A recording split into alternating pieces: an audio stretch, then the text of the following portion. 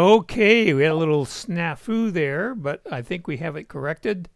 And thank you everybody for joining us today. So let's get started. We're talking about AirPlay and AirDrop. What are they? What's the difference? And how do they work?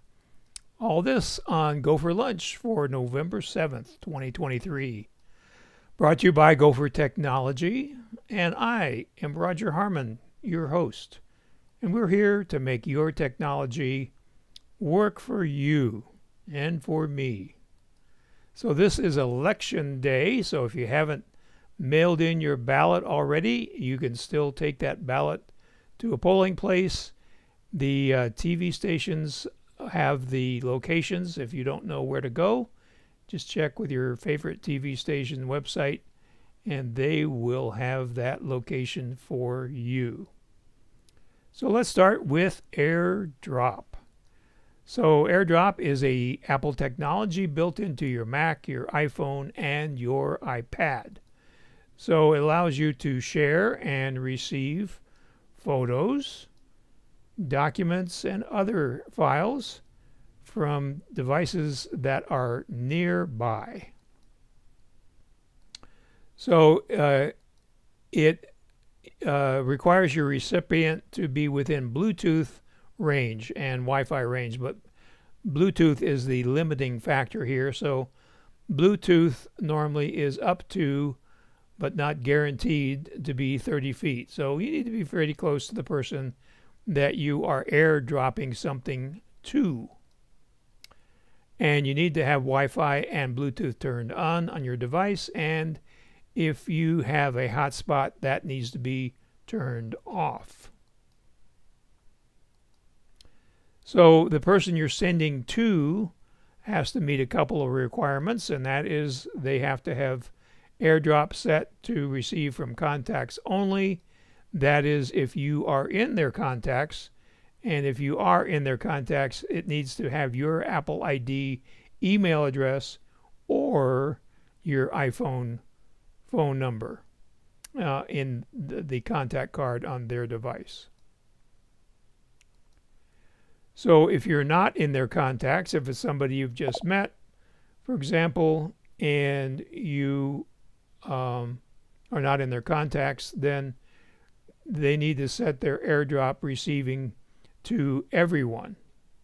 So Apple had recently made a change to the everyone setting. It only stays on for 10 minutes. There were some problems with some pranksters sending things to people that had their AirDrop on everyone all the time.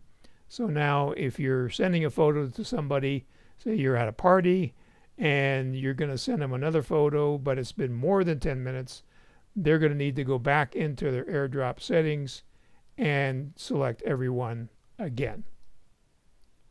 So you don't need a Wi-Fi connection because the Wi-Fi is actually between your devices. It doesn't have to go up to a Wi-Fi hotspot. So that is a nice feature. So to use AirDrop, you open an app that supports AirDrop. Then you tap share or the share sheet icon, which is the little square with the up arrow. And then if you share a photo from the Photos app, from the camera roll, you can swipe left and right to select multiple photos to send at the same time. And then you tap the AirDrop button, which looks like this. That's the AirDrop icon there. So how do you receive an AirDrop? Well, you will see an alert. Then you would tap on accept or decline. And then the AirDrop will come through into the same app that it was sent from. So if it's a photo, it'll come into your photos. If it's a note, it'll come into your notes.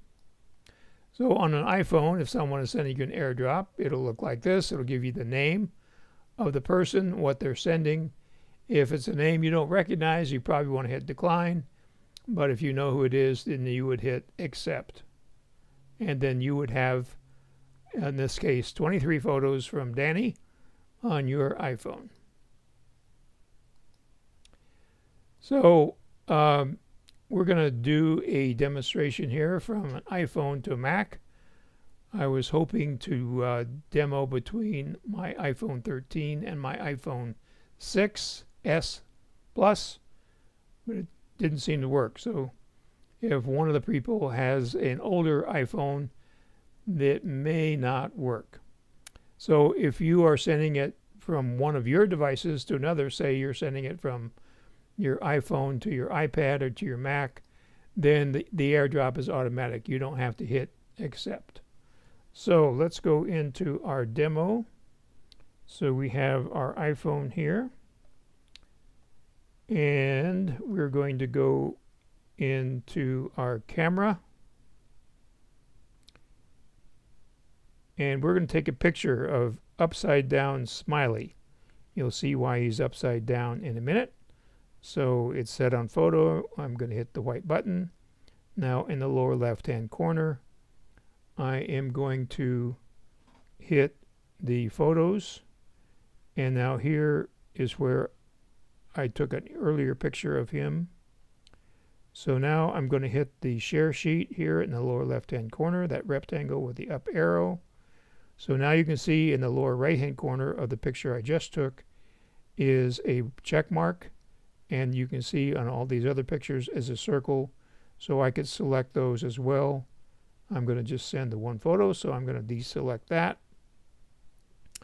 And now you can see I have my M1 Mac Mini has its own little icon here, but I also have AirDrop here below with a bullet with a number, or a badge I should say, with the number 2.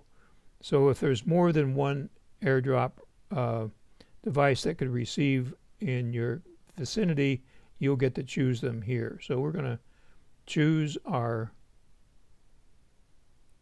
M1 Mac Mini. It says viewing, and now we're going to switch to the Finder real quick, and you notice up here it shows that we've received a photo from the iPhone, and then we have an options in the lower right hand corner. We can show that in the Finder.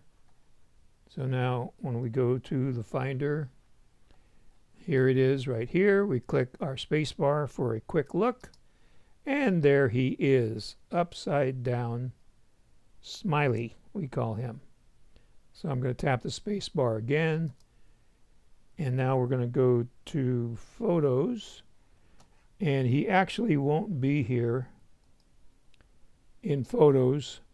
Here he is from my earlier test, but it takes a little while for him to show up in Photos, but trust me, he'll be there. It just takes a little while for iCloud to sync, and he will show up here in a couple of seconds.